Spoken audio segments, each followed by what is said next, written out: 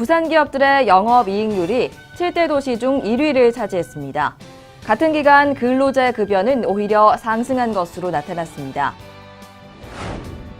부산시가 중국 최대 전자화폐인 알리페이와 업무 협약을 체결했습니다. 이제 알리페이 결제 시스템이 부산 지역 주요 관광지와 전통시장 등에 도입됩니다. 부산시 보건환경연구원이 수산물과 유통가공품, 농산물 등 먹거리 300여 건을 대상으로 방사능 오염도를 조사했습니다. 결과는 모두 불검출로 나타났습니다.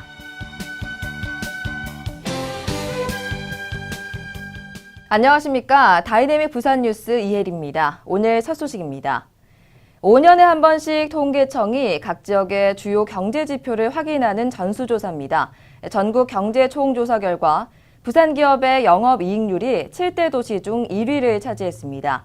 같은 기간 근로자의 급여는 오히려 상승해 급여는 높이면서 영업이익률을 높였다는 점이 특히 주목할 만한 성과입니다.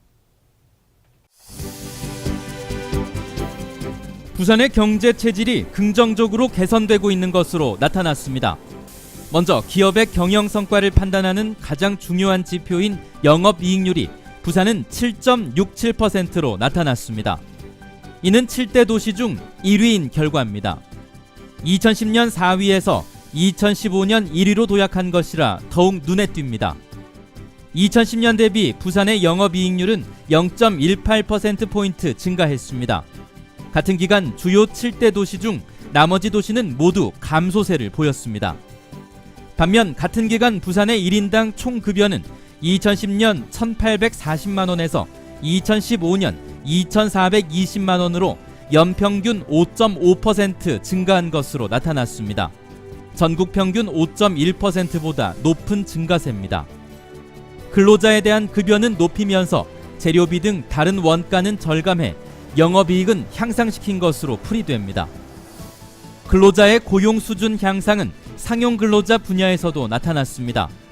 통계청이 최근 공개한 경제활동 인구조사에 따르면 올해 7월 부산의 상용 근로자는 82만 8천 명으로 2년 전인 2015년 7월 비교해 11.3%가 증가했습니다. 이는 같은 기간 전국 평균 증가율인 6.0%보다 2배가량 높은 것으로 7대 도시 중 가장 높은 성장률입니다. 지표들이 수도권의 비중이 높아졌는데 그런 가운데서도 부산의 지표가 그만큼 이제 개선을 이뤘다는 것은 그만큼 부산이 더 이렇게 좋은 경제 환경을 이뤘다. 부산의 사업체당 매출액 증가세도 가팔랐습니다. 매출액은 2010년 8억 5,100만 원에서 2015년 9억 6,400만 원으로 늘어 연평균 2.5% 증가했습니다. 같은 기간 전국 사업체당 매출액은 12억 9,100만 원에서 13억 7,100만 원으로 연평균 1.2% 증가한 것으로 나타났습니다. 부산 사업체의 영세성도 다소 개선됐습니다.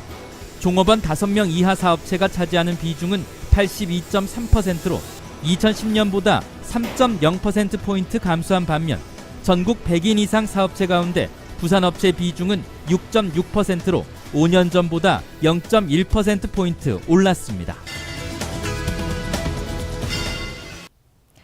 중국 관광객들이 선호하는 결제 방식이 신용카드보다 간편한 모바일 결제로 바뀌고 있는데요.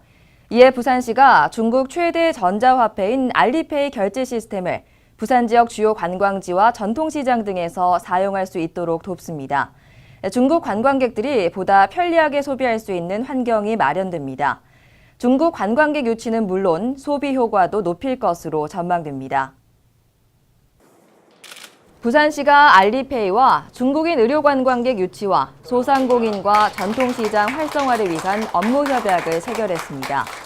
부산의 주요 상권, 관광지, 전통시장, 의료기관에 중국 최대 전자화폐인 알리페이 결제 시스템을 도입한다는 내용이 담겼습니다. 알리페이는 중국 최대 전자상거래 업체인 알리바바 그룹이 개발한 온라인 결제 플랫폼으로 5억 2천만 명이 사용하는 모바일 결제 수단입니다. QR코드로 간편하게 결제하는 방법을 사용하고 있습니다. 부산에 찾는 중국 관광객이 감소하는 가운데 중국인들의 편의를 고려한 결제 환경 변화는 중국 관광객 유치에 큰 영향을 미칠 전망입니다. 부산시는 알리페이 결제 환경 보급을 위해 전통시장, 주요 상권, 의료기관, 관광지 등 소상공인을 대상으로 설명회를 엽니다. QR코드를 간단하게 부착하기만 하면은 가맹점으로 등록이 됩니다. 그리고 상인들의 매출 효과가 상승되는 어떤 그런 내용으로 알리페이 도입이 부산 지역 소상공인들의 생계에 도움이 될 수 있는 구체적 방안도 마련할 방침입니다.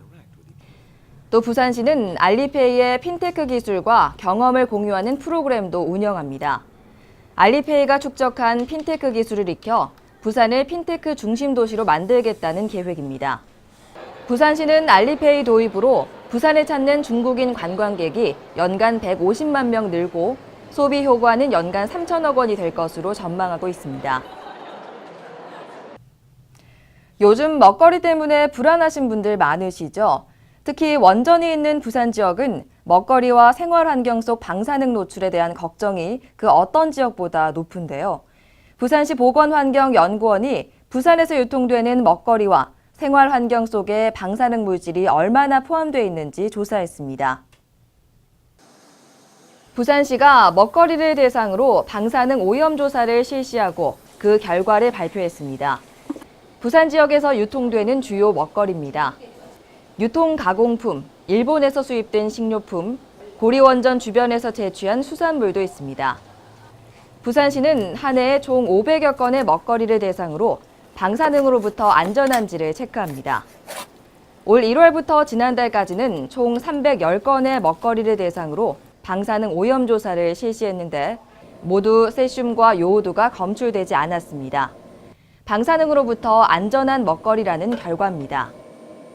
후쿠시마 원전 사고 이후 우리 원에서는 안전한 먹거리 확보를 위해서 수입된 일본산 수산물을 비롯해서 유통식품에 대한 방사능 검사를 지속적으로 실시하고 있습니다. 생활환경 분야를 대상으로 한 방사능 오염 조사도 실시하고 있습니다. 대기, 강우, 하천수, 먹는 물, 해수, 토양을 대상으로 연간 110여 건의 검사를 합니다. 여기는 하천수가 들어있는데 그 방사능의 하천수가 얼마만큼 오염되어 있는지를 확인하기 위해서 올해 1월부터 지난달까지 검사 결과 대기, 강우, 하천수, 먹는 물에서 방사능이 검출되지 않았습니다. 해수와 토양에서 반감기가 비교적 긴 세슘 137이 미량 검출됐지만 안전에는 문제가 없는 수준입니다. 이 같은 조사 결과는 부산시 홈페이지를 통해 매달 공개됩니다. 시정 단신입니다. 부산시가 해운대 신도시에 국내 최대 규모의 수소 연료전지 발전 시설을 완공하고 준공식을 가졌습니다. 1,808억 원이 투입된 해운대 연료전지 발전 시설은 3,200여 제곱미터 부지에 2층 규모로 지어졌습니다. 해운대구 전력 사용량의 14%에 해당하는 연간 25만 메가와트시 규모의 전력과 해운대 신도시 지역 난방 공급량의 80%를 생산하는 능력을 갖췄습니다. 30년 만에 추진되는 헌법 개정을 위한 첫 국민 대토론회가 부산에서 열렸습니다. 정세균 국회의장과 헌법 개정 특별위원회 위원들이 참석해 헌법 개정을 위한 국민 의견을 수렴했습니다. 지역 토론회인 만큼 지방분권을 헌법에 명시하자는 주문이 집중적으로 쏟아졌습니다. 헌법 개정 국민 대토론회는 부산을 시작으로 9월까지 권역별로 11차례 개최될 예정입니다. 다이내믹 부산 뉴스는 부산광역시 인터넷 방송 바다TV에서 다시 보실 수 있습니다. 함께해 주신 여러분 고맙습니다.